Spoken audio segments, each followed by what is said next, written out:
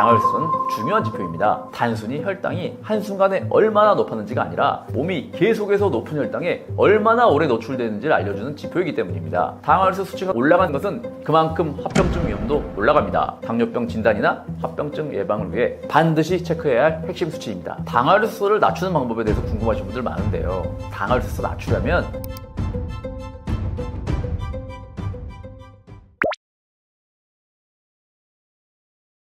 당화혈색소란 혈액 속에 있는 포도당이 적혈구 안에 혈색소와 결합한 상태를 말합니다. 이 수치는 최근 2개월에서 3개월 동안 평균 혈당이 어느 정도였는지를 반영해주는 지표입니다. 일반 혈당 수치는 특정 시점, 예를 들어서 공복이나 식후 1시간, 2시간 혈당처럼 짧은 시간 동안 혈당 수치를 보여줍니다. 반면에 당화혈색소는 매일같이 오르내리는 혈당의 전반적인 경향을 평균 내서 보여주는 수치입니다. 예를 들어서 하루 중에 혈당이 낮은 시간도 있고 갑자기 치솟는 시간이 있을 수 있지만 그 모든 패턴이 반영되어 3개월간의 평균 상태를 나타내는 것이기 때문에 당화혈색소는 중요한 지표입니다. 이 수치가 특히 중요한 이유는 단순히 혈당이 한순간에 얼마나 높았는지가 아니라 몸이 계속해서 높은 혈당에 얼마나 오래 노출되는지를 알려주는 지표이기 때문입니다. 당화혈색 수치가 높다는 것은 혈관이 높은 혈당에 지속적으로 자극을 받아왔다는 뜻이고 그만큼 합병증 위험도 올라갑니다. 또한 혈당 측정기는 매번 측정하기가 번거롭거나 들쭉날쭉한 수치 때문에 정확한 경향을 파악하기 어려울 수 있는데 당화혈색소는 그런 일시적인 변동의 영향을 적게 받기 때문에 당뇨병 진단이나 치료 경과를 평가할 때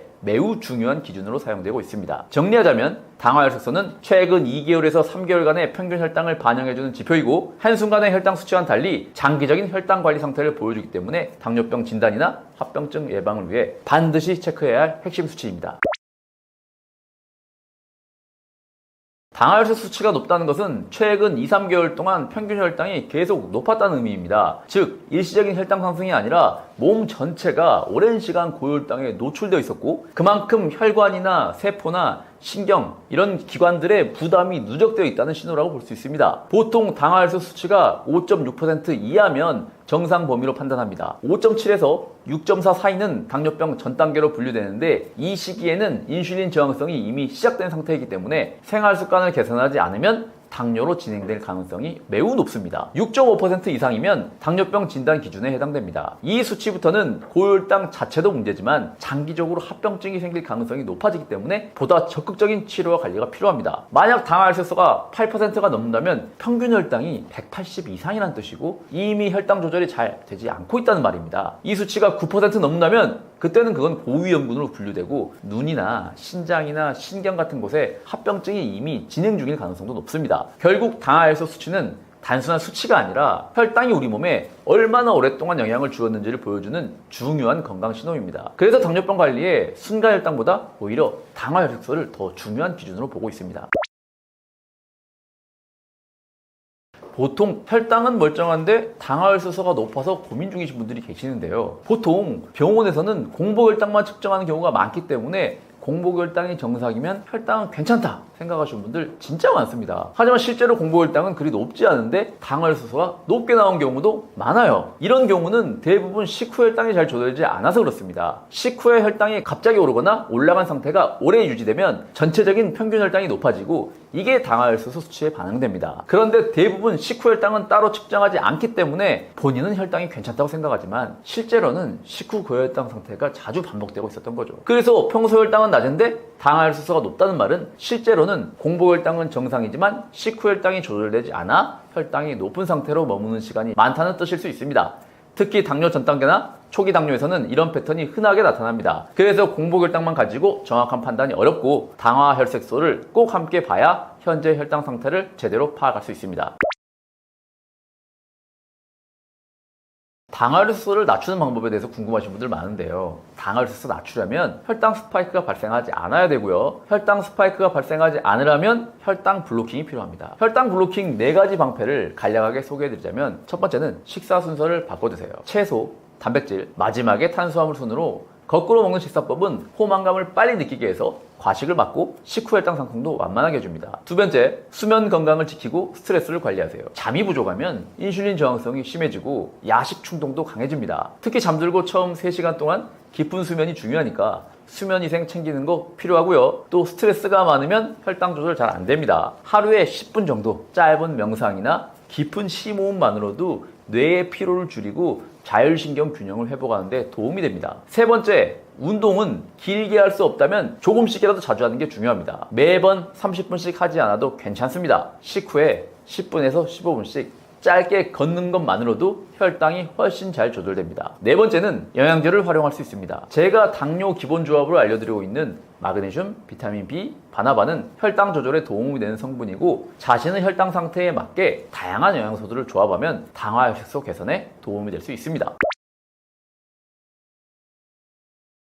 당화혈색소가 일시적으로 좋아졌다고 해서 방심하면 안 되는 이유는 당화혈색소가 높아졌다는 것은 이미 혈당 조절 능력에 문제가 시작되었음을 의미하기 때문입니다. 열심히 식단 조절을 해서 혈당 스파이크가 발생하지 않도록 음식 조절을 하면 당화혈색소가 떨어집니다. 하지만 이게 당뇨가 완전히 역행했단 말은 아니에요. 예를 들어 한 끼 탄수화물을 120g씩 먹던 사람의 식후 최고 혈당이 200까지 올라갔다 해볼게요. 이걸 인지한 다음 바로 잡고자 한 번 먹을 때 탄수화물 섭취량을 60g으로 줄였더니 식후 최고 혈당이 160으로 안정적으로 유지가 됩니다. 몸이 60g의 탄수화물 처리할 수 있는 거죠. 그럼 혈당이 높게 유지되는 시간이 줄어들기 때문에 3달간 꾸준히 이런 식사를 지속하면 당연히 당화혈색소가 낮아집니다. 그런데 이때 좀 좋아졌다고 다시 예전처럼 120g 먹으면 어떻게 될까요? 혈당이 다시 200까지 올라가고 이렇게 지속하다 보면 당화혈색소 다시 올라갑니다. 혈당과의 싸움은 단기전이 아니라 장기전입니다. 잠깐 한번 이겼다고 끝나는 싸움이 아니라 생활 전체를 조정해 나가는 과정이기 때문에 한번 수치 좋아졌다고 방심하기보다는 그 상태를 계속 유지할 수 있도록 꾸준하게 관리하는 게 핵심입니다.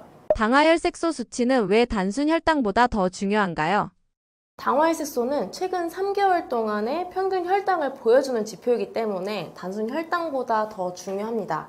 당화혈색소라는 단어를 사실 좀 어려워하시는데요. 당화되었다는 게 포도당과 결합이 되었다라고 해서 당화이고요. 혈색소는 헤모글로빈이에요. 이런 혈색소가 얼마나 포도당과 결합되어 있는지, 당화되어 있는지를 검사하는 게 당화혈색소입니다. 그런데 혈색소 수명이 보통 3, 4개월 정도거든요. 그래서 당화혈색소는 평균 3개월 정도의 혈당 수치를 알 수 있는 검사라고 생각하시면 됩니다. 그런데 혈당보다는 당화혈색소가 굉장히 중요해요. 혈당은 순간순간 계속 달라지잖아요. 혈당은 체온이나 혈압처럼 순간순간 계속 바뀝니다. 그런데 당화혈색소는 지난 수개월 동안 혈당이 어떻게 유지되어 왔는지를 보여주는 평균 혈당을 보여주는 지표이기 때문에 중요합니다. 예를 들어 오늘 하루 혈당이 괜찮다고 해서 전체 상태가 좋은 건 아닐 수 있거든요. 그리고 무엇보다 중요한 건 합병증과의 연관성인데요. 연구에 따르면 당화혈색소가 1%만 낮아져도 당뇨 합병증 위험이 20-30%가 줄어드는 것으로 알려져 있습니다. 그래서 당뇨인이라면 장기적인 흐름을 보여주는 당화혈색소 관리에 신경을 써야 합니다. 그런데 이렇게 말씀드리면 집에서 재는 혈당은 중요하지 않냐라고 생각할 수 있잖아요. 집에서 재는 혈당 중에서는 그래도 공복혈당이 가장 객관적인 편입니다. 식후 혈당은 좀 덜 먹거나 조금 더 움직이면 낮아지기 때문에 객관적인 혈당이라고 보기는 좀 어렵고요. 공복혈당은 단순히 음식, 운동 관리만으로는 낮아지지가 않고 자고 일어나서 1시간 이내에 체크해서 객관적인 나의 몸 상태를 반영해주기 때문에 집에서 잰 혈당 중에서는 가장 객관적이라고 생각하시면 되겠습니다. 평소에는 공복혈당을 지표로 삼아서 생활관리를 하시다가 병원에 가면 당화혈색소 검사를 통해서 객관적인 상태를 확인하시면 됩니다.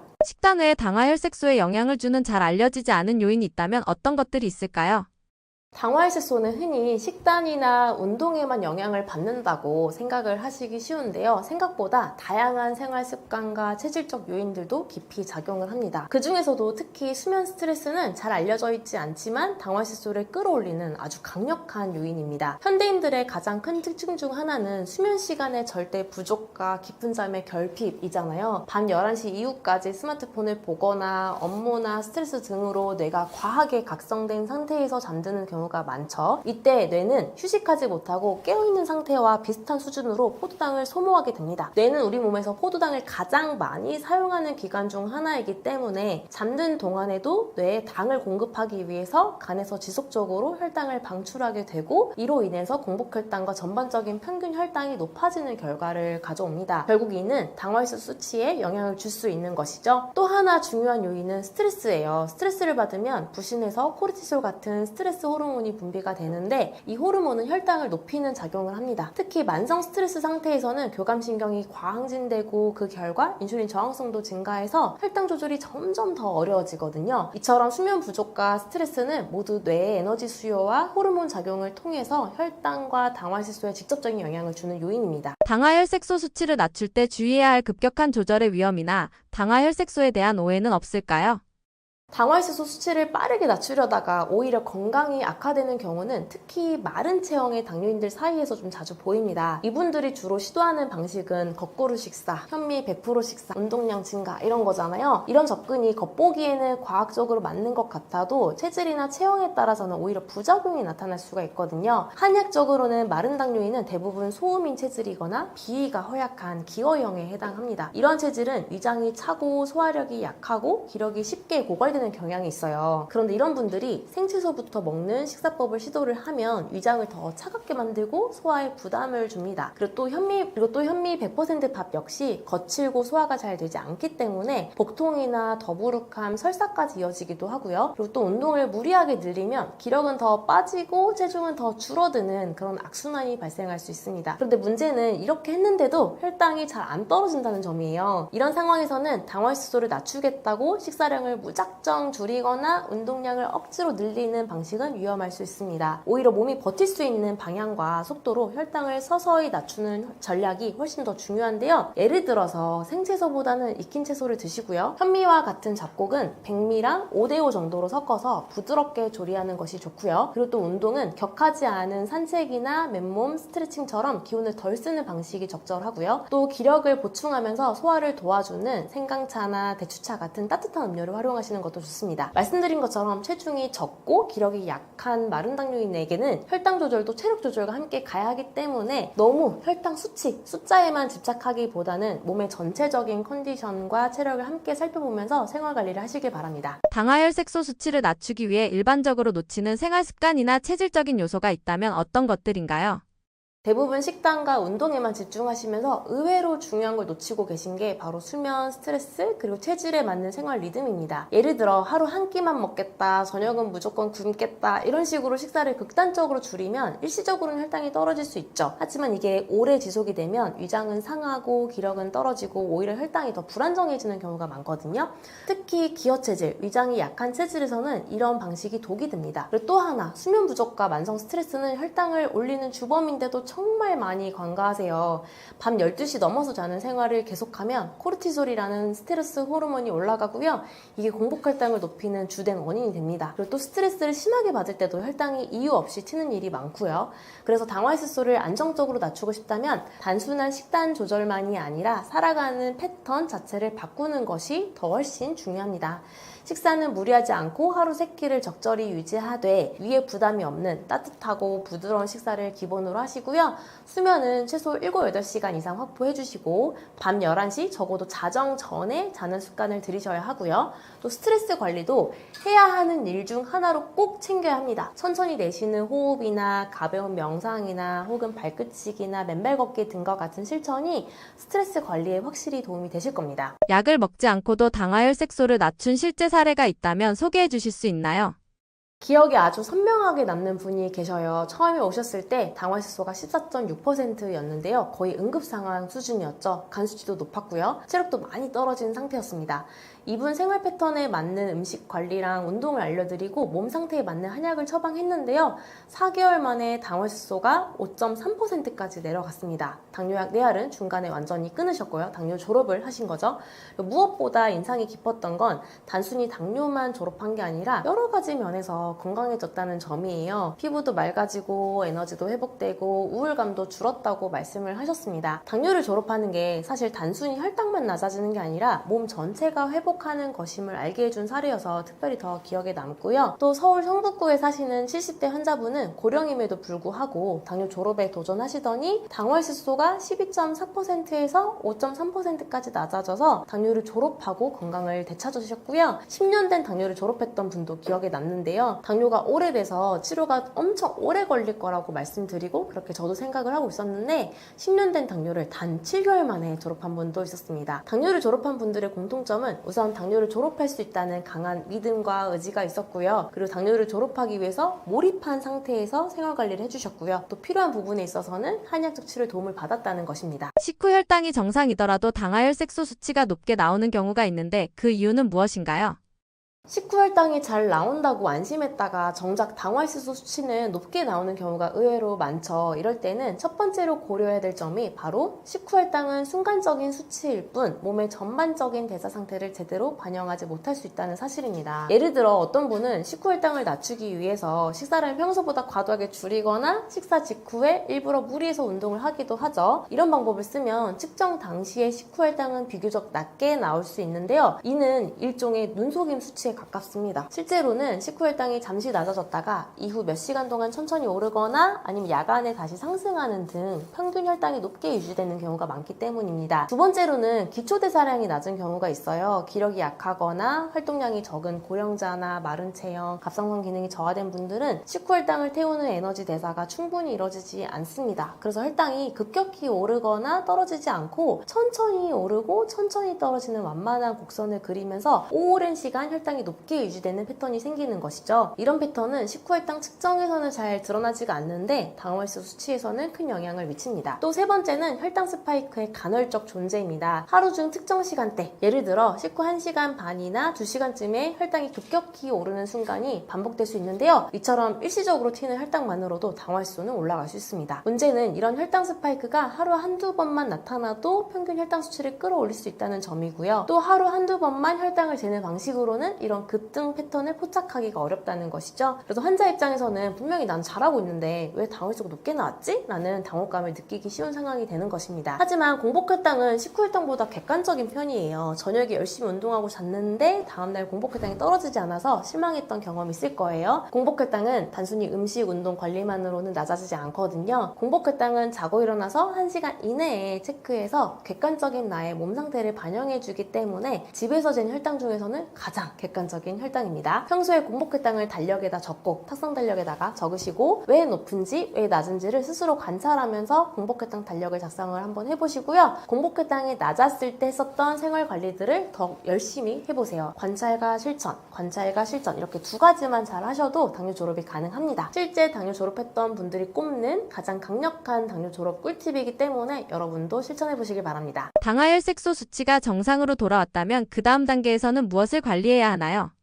당화혈색 수치가 정상으로 돌아왔다는 건 당뇨 졸업을 향한 매우 중요한 관문을 통과했다는 의미죠. 하지만 진짜 졸업은 여기서부터 시작입니다. 이제부터는 정상 수치를 유지하는 것이 아니라 그 수치를 가능하게 만든 몸의 기능과 생활 패턴을 지속 가능한 방식으로 굳히는 것이 핵심입니다. 그래서 저는 당화혈색소가 정상으로 돌아온 이후에 3가지 생활관리 원칙을 80% 이상 유지할 것을 권장하고 있는데요. 우선 첫 번째는 저녁 식사 후에 3-4시간 금식이에요. 졸업 이후에도 이 원칙은 무조건 지켜야 할 습관입니다. 저녁을 먹고 나서 위장이 비워진 상태로 잠자리에 들어야 소화기 회복도 이루어지고요. 수면도 깊어집니다. 저도 지금도 실천하고 있는 게 바로 저녁 식사 후 3-4시간 금식인데요. 주의할 점은 이 시간 동안 과일, 견과류 등 어떤 음식도 섭취하지 않는 완전한 금식이라는 점입니다. 물 외에는 다 안 된다고 생각하시고 실천을 해보시고요. 이 습관 하나만 제대로 지켜도 밤사이 혈당 스파이크와 아침 공복혈당의 불안정을 막을 수 있습니다. 두 번째는 밤 11시 이전 취침과 7시간 이상의 수면입니다. 당뇨 졸업 이후에도 인슐린 저항성을 낮추고 혈당을 안정시키기 위해서는 수면의 질이 매우 중요해요. 수면이 부족하면 스트레스 호르몬이 분비가 돼서 혈당이 올라가는 구조이기 때문에 단지 잠을 자는 것이 아니라 정해진 시간에 푹 자는 것이 중요합니다. 실제로 졸업자들이 작성하는 공복혈당 달력을 보면 수면 패턴과 공복혈당이 밀접하게 연결되어 있는 것을 확인할 수가 있거든요. 저녁 금식과 수면만 잘 지켜도 몸이 당뇨를 다시 불러들이지 않도록 방어할 수 있을 거예요. 그리고 세 번째, 졸업 이후에는 당장 수치 반응을 기대하며 하는 운동보다는 지속 가능한 루틴으로 몸의 회복을 돕는 운동이 중요합니다. 나에게 맞는 시간대, 나의 체력에 맞는 강도, 꾸준히 실천할 수 있는 종류로 잡는 것이 핵심입니다. 마지막으로 공복혈당 달력 작성은 졸업자들이 공통으로 꼽는 최고의 습관이거든요. 졸업 이후에도 일주일에 한두 번이라도 공복혈당을 관찰해 주시고 내 몸의 리듬과 생활 습관이 어떤 영향을 주는지 계속 기록하고 분석하고 다시 관찰하고 실천하고 이렇게 이렇게 해서 당뇨로 회귀하지 않도록 방패가 되어줄 거기 때문에 혈당 달력도 공복혈당 달력도 일주일에 한두 번이라도 체크를 해보시고요. 공복혈당 달력도 일주일에 한두 번이라도 꼭 작성을 해보시길 바랍니다. 결국 당화혈색소 정상화 이후의 관리는 단순한 유지가 아니라 몸이 스스로 혈당을 안정시키는 상태를 굳히는 겁니다. 당뇨는 수치가 아니라 기능의 질병이라는 점을 기억하시고 그 기능을 지켜주는 루틴을 몸에 새겨놓는 것이 진짜 졸업입니다. 당뇨는 졸업이 가능한 병일까요?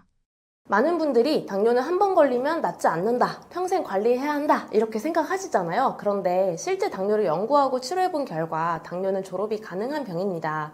또한 당뇨는 꼭 졸업해야만 하는 병이기도 한데요. 하나하나 설명해 드릴게요. 의학적으로는 당뇨 졸업이라는 용어 대신에 당뇨 관해라는 용어를 써요. 이거는 당뇨약을 복용하지 않는 상태에서 6개월 이상 당화혈색소가 6.5% 미만으로 유지되는 상태를 뜻합니다. 최근 5년 동안 전 세계적으로 당뇨 관해를 연구한 논문만 1,300편이 넘더라고요. 그 중에 가장 대표적인 연구들인 다이렉트 연구나 룩 어헤드 연구 등 여러 논문들을 살펴보면 생활습관 개선과 체중 감량을 통해 당뇨 관해가 가능하다는 결과가 밝혀졌습니다. 또한 실제 임상에서도 고령임에도 불구하고 그리고 또는 당뇨가 오래됐음에도 불구하고 당뇨를 졸업하겠다는 의지를 가지고 당뇨를 치료한 결과 당뇨약을 끊고 당뇨를 졸업한 분들이 정말 많았고요. 당뇨 초기이거나 비교적 젊은 분들이라면 당뇨 졸업이 훨씬 더 빠른 편입니다. 당뇨 졸업을 위해 10% 체중 감량이 중요한 이유는 무엇이며 이를 안전하게 실현하기 위한 식사 습관이나 운동법이 있다면 어떤 것이 있을까요? 의학적으로는 당뇨 관해라고 부른다고 말씀드렸잖아요. 지금까지 발표된 여러 연구들을 보면 체중을 감량할수록 당뇨 관해율이 분명히 높아지는 경향이 있어요. 특히 비만형 당뇨인의 경우에는 자신의 체중에서 10% 정도만 감량을 해도 췌장의 인슐린 분비 기능이 개선되고 간과 근육의 인슐린 저항성도 줄어들면서 당화혈색소가 유의하게 떨어지는 효과가 나타납니다. 대표적인 예로는 영국의 다이렉트 스터디라는 게 있는데 체중을 10kg 이상 감량한 환자들 절반이 당뇨 관해에 도달했다는 결과도 있거든요. 그래서 당뇨 졸업을 원하신다면 자신의 체중의 약 7에서 10% 정도 감량하는 거를 1차 목표로 잡는 게 아주 중요합니다. 그런데 이걸 실천하려면 또 체질도 고려하긴 해야 돼요. 특히 기어 체질, 즉 우리가 얘기할 때 체력이 약하고 소화기능도 약한 그런 마른 당뇨인들이 있잖아요. 이런 분들의 경우에는 무조건 음식량을 줄이거나 운동을 과하게 늘리면 오히려 기운이 빠지고 체중은 줄고 그런데 우리가 원했던 혈당은 더 안 잡히는 그런 악순환이 생길 수 있거든요. 그래서 안전하게 감량하면서도 몸을 상하지 않게 해야 하는 게 가장 중요합니다. 그러기 위해서 첫 번째 추천드리는 거는 저녁 식사 후 3, 4시간 철저한 공복 유지입니다. 같은 음식을 먹더라도 저녁 시간에 인슐린 민감도가 낮아서 혈당이 가장 더 높게 오르고 지방으로 더 쉽게 전환되기 때문에 저녁 시간에는 적절한 식사량을 지키고 자기 전에 최소 3, 4시간 아무것도 먹지 않는 습관만 잘 들여도 몸이 자연스럽게 지방을 연소하게 됩니다. 이건 체력 소모 없이 실천 가능하면서도 수면의 질 개선도 되고 공복혈당도 안정되고 체지방도 감소되는 모두 효과적인 그런 방법이거든요. 단 주의할 게 공복 시간 동안에는 견과류 한 줌, 과일 한 조각 다 안 됩니다. 금지입니다. 물 외에는 아무것도 섭취하지 않는 완전 금식이어야 효과가 나타나기 때문에 금식해주는 거 꼭 지켜주시고요. 두 번째는 계단 오르기예요. 짧은 시간 안에 많은 칼로리를 태울 수 있는 고강도 운동이면서도 근육이랑 심폐지구력, 지방 연소 모두에 효과적인 전신 운동입니다. 예를 들어 체중 70kg인 사람이 10분간 계단을 오르면 100kcal 이상을 소모할 수 있다고 하고요. 걷기보다 2~3배 더 효율적인 에너지 소비가 가능하다고 하죠. 특히 계단을 오르면 자연스럽게 복식 호흡이 유도가 되는데 이건 단순히 호흡뿐만 아니라 산소 공급량도 늘리고 지방 연소를 촉진하고 스트레스 호르몬도 낮춰주는 역할을 합니다. 그래서 기어 체질이라도 짧게 낮은 층부터 시작을 해서 좀 무리 없이 반복하다 보면 체력은 유지를 하면서도 지방은 충분히 줄일 수 있을 거예요. 또 연구에 따르면 계단 오르기를 하루에 3에서 5분 정도 좀 나눠서 자주 하는 것만으로도 체지방률, BMI, 허리둘레를 낮추는데 분명한 누적 효과가 나타났는데요. 오늘부터 엘리베이터 대신 계단이라는 원칙만 잘 지켜도 체중 감량에 큰 도움이 될 수 있을 거고요. 이를 통해 당뇨 졸업도 이룰 수 있을 겁니다. 당뇨를 뿌리 뽑기 위해 가장 먼저 점검해야 할 몸의 신호는 무엇인가요? 당뇨 초기에 대표적으로 많이 나타나는 신호가 바로 잦은 갈증과 잦은 소변입니다. 물을 자꾸 마시고 싶다거나 밤에 자꾸 화장실을 간다 이런 분들 많이 있지 않으신가요? 이건 혈당이 높아진 상태에서 우리 몸이 과한 포도당을 소변으로 내보내기 위해서 수분을 끌어쓰고 있는 과정이거든요. 따라서 평소보다 물을 더 자주 마시고 소변이 자주 마려운 상태가 반복된다면 한 번쯤은 혈당 검사를 해보시는 게 좋고요. 또 하나 유독 피로감이 쉽게 쌓이는 경우도 당뇨 초기 신호일 수 있습니다. 나는 충분히 잤는데 아침에 개운하지 않고 평소보다 쉽게 지치고 무기력해지는 경우인데요. 이는 혈당이 잘 활용되지 못해서 에너지가 필요한 조직, 특히 근육이나 뇌에 포도당 공급이 원활하지 않기 때문입니다. 쉽게 말해서 몸은 연료가 부족해서 자꾸 쉬고 싶은 거죠. 또 어떤 분들은 눈이 뿌옇게 보이거나 집중력이 떨어지는 느낌도 경험을 하는데요. 이건 고혈당 상태가 반복되면 혈관 안에 삼투압이 바뀌면서 눈 속에 수정 제외 수분이 들어가서 초점이 흐려지는 현상이 생기기도 하고, 뇌에도 포도당 공급이 잘 되어야 하는데 제대로 되지 않으면 순간적으로 멍함이나 혼란이 생길 수 있거든요. 그래서 정리를 하자면 당뇨 초기엔 식곤증, 잦은 갈증, 잦은 소변, 무기력함, 눈 흐림, 집중력 저하 같은 신호들이 몸 여기저기서 아주 작게 시작이 됩니다. 평소와 조금 다른 이런 변화들을 그냥 컨디션이 안 좋네 하고 그냥 넘기지 마시고 생활 습관들 한번 점검해보고 당뇨 검사도 해보는 그런 기회로 삼으시는 게 정말 중요합니다. 한의학적으로 볼 때 당뇨를 유발하는 대표적인 체질 또는 장부의 약점은 무엇인가요? 혈당 조절과 가장 관련 있는 장기가 바로 간, 심장, 소화기 이렇게 세 가지인데요. 우선 간은 포도당을 직접 저장했다가 방출하기 때문에 혈당을 조절해주는 대표 장기입니다. 그리고 소화기는 음식 대사에 관여를 하죠. 그래서 특히 식후 혈당과 관련이 깊고요. 심장이 조금 생소할 수 있는데 심장이 약하면 걱정이 많고 불안이 많은 편이라서 스트레스에 취약해지고 수면이 불량해지기 쉬워서 혈당이 잘 안 잡힙니다. 그래서 한의학적으로 당뇨 치료를 할 때는 우선 세 가지 장기 중에 어떤 장기에 문제가 있는지를 찾는데요. 실제 임상에서는 안타깝게도 한 가지 문제만 있는 게 아니라 복합적인 경우가 많긴 합니다. 이렇게 세 가지 장기 중에 기능이 저하된 장기를 찾아서 해결해주는 게 한의학적 당뇨 치료의 노하우라고 볼 수 있는데요. 어떤 장기에 문제가 있는지 여러분 스스로 체크할 수 있는 방법을 좀 알려드릴게요. 만약 간 때문에 당뇨가 왔다 그러면 간 기능 저하로 인한 여러 증상들이 함께 있을 수 있습니다. 예를 들면 눈이 쉽게 충혈된다든지 손톱이 거칠어지고 세로줄이 생긴다든지 아니면 아시안 플러시라고 해서 술 한 잔만 마셔도 얼굴이 확 빨개지는 게 있거든요. 그런 증상이 있다든지 아니면 다리에 종아리에 쥐가 난다든지 하는 이런 증상이 간 기능 저하임을 보여주거든요. 또 심장 기능 약한 분들은 평소에 걱정이 많고 불안한 편입니다. 작은 일에도 가슴이 두근대거나 잘 못 자는 경향이 있어요. 스트레스에 취약하고 그러다 보니까 수면에도 영향을 주는 거죠. 마지막으로 소화 기능이 좋지 않으면 밥을 먹고 나서 가스가 차거나 더부룩하거나 속이 쓰리거나 특히 점심 먹고 식곤증이 있거나 이런 증상이 있습니다. 문제는 소화 기능이 별로 좋지 않은데 우리 현미 좋다고 현미가 혈당 지수가 낮잖아요. 그래서 무작정 현미만 100% 넣어가지고 밥을 지어 먹는 분들 꽤 많거든요. 기억에 남는 분이 있는데 최근에 소화 기능이 약한 분이 오셨어요. 그런데 이분도 현미밥 100%를 드시길래 소화 기능이 약하니 백미를 쌀을 50% 정도 넣고 나머지는 내가 좋아하는 그리고 소화가 잘 되는 잡곡들을 섞어서 드시라고 권했습니다. 그랬더니 혈당 스파이크도 완화되고 식후혈당도 20 정도 떨어진다고 하셨어요. 체중도 원하는 만큼 좀 늘어나고요. 그래서 자신의 소화기 상태에 맞는 음식이 좋은 거지 무조건 남들이 좋다는 음식 이게 다 나한테 좋을 수는 없는 거죠. 그래서 세 가지 장기가 당뇨와 관련이 깊기 때문에 음식, 운동 관리는 기본적으로 하면서 어떤 장기 기능이 약해져서 혈당이 안 잡히는지 관찰하시고 그 부분을 관리하고 집중해서 치료한다면 당뇨 졸업에 한 걸음 더 가까워질 수 있을 겁니다. 당뇨를 뿌리 뽑기 위해 가장 강조하고 싶은 습관 하나만 꼽는다면 어떤 것이 있을까요? 가장 권해드리고 싶은 거 맨발 걷기를 권해드리고 싶은데요. 맨발 걷기는 단순히 유행이 아니라 과학적으로도 당뇨에 도움이 되는 진짜 아주 좋은 운동입니다. 크게 두 가지 장점이 있어요. 첫째는 혈액의 흐름을 개선하고 점도를 낮춰줍니다.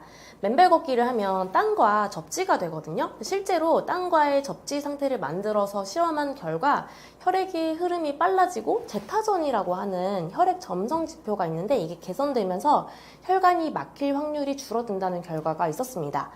당뇨가 있으면 혈관에 포도당이 많이 돌아다니기 때문에 혈액의 점성도 높아지거든요. 그런데 맨발 걷기를 하면 이런 혈액의 흐름이 좋아지는 거죠. 그러다 보니까 우리 모세혈관이 건강해져서 당뇨합병증 예방에도 도움이 됩니다. 당뇨합병증이라고 하면 망막병증, 신장질환, 그리고 말초신경병증 이렇게 세 가지가 떠오르잖아요. 이 세 가지 모두 미세혈관 합병증이라고 합니다. 세 가지 모두 모세혈관 손상과 관련이 있는데요. 맨발 걷기를 통해서 혈관벽은 튼튼해지고 혈액은 맑아지면, 그리고 특히 점성이 낮아지면 합병증 예방에도 큰 도움이 됩니다. 그리고 두 번째는 당뇨뿐만 아니라 몸 전체적으로 회복되는 데 도움을 줍니다. 실제 맨발 걷기를 하는 분들이 공통적으로 얘기하시는 게 맨발 걷기 후에 잠을 잘 자요, 소화가 잘 돼요, 하체가 튼튼해졌어요, 마음이 편해졌어요, 스트레스가 줄어요, 이런 얘기 해주시거든요. 저도 많이 느끼고요. 이렇게 몸이 전체적으로 회복이 되면 당연히 혈당도 안정될 수밖에 없습니다. 맨발 걷기를 잘 할 수 있는 실천 팁도 알려드릴게요. 맨발 걷기는 꼭 자연에서 하는 것이 가장 효과적입니다. 흙길, 잔디, 모래사장 등이 가장 이상적이고요. 사실 요즘은 지자체나 공원에서 안전하게 조성된 맨발 걷기 길이 많이 생겼잖아요. 그래서 처음 하실 땐 너무 무리하지 마시고 5분에서 10분 정도부터 시작해도 되니까 점차 늘려가시고요. 전방 주시하면서 앞에 보면서 천천히 걷는 것이 중요합니다. 이런 조성된 길에서 하시면 되겠고, 당뇨로 감각이 없는 분들은 발바닥 상태를 매일 체크하시고 상처가 없는지 확인하시는 것도 꼭 잊지 마시길 바랍니다. 하루에 단 10분이라도 좋으니까요. 맨발로 걷기 시작해보시고요. 몸이 달라지고 마음이 편해지고 그 변화 속에서 혈당이 자연스럽게 내려가는 것을 경험하실 수 있을 겁니다. 당뇨는 평생 관리하는 병이 아닙니다. 졸업할 수 있는 병입니다. 그리고 졸업을 해야 하는 병이기도 합니다. 단 한 번이라도 졸업을 하면 심장질환 위험 40%, 그리고 콩팥질환 위험은 33%가 줄어든다는 사실은 이미 연구로도 입증이 됐습니다. 당뇨를 그냥 관리만 하다가 합병증을 기다릴 게 아니라 지금 당장 졸업에 도전해야 하는 이유입니다. 건강상의 이득이 훨씬 더 크기 때문이죠. 또한 당뇨를 졸업한 분들은 혈당뿐만 아니라 소화나 수면, 피로, 변비 같은 전반적인 건강이 회복되는 경험을 하십니다. 진짜 건강으로 가는 길, 저는 당뇨 졸업이 유일한 해답이라고 확신합니다. 그 시작은 거창할 필요가 없습니다. 오늘 저녁부터 저녁 식사 후 3-4시간 금식, 이것만 실천해보세요. 그 작은 변화 하나가 내일의 공복혈당을 바꾸고 인생을 바꾸고 졸업을 만들어줄 겁니다. 당뇨는 평생 관리하는 병이 아닙니다. 당뇨는 졸업 가능한 병입니다. 지금 도전하시고요. 우리나라 600만 당뇨인이 모두 당뇨를 졸업하는 그날까지 저도 함께 연구하고 노력하겠습니다. 그리고 한약적 치료가 필요하시다면 당고만의원을 찾아주시고요.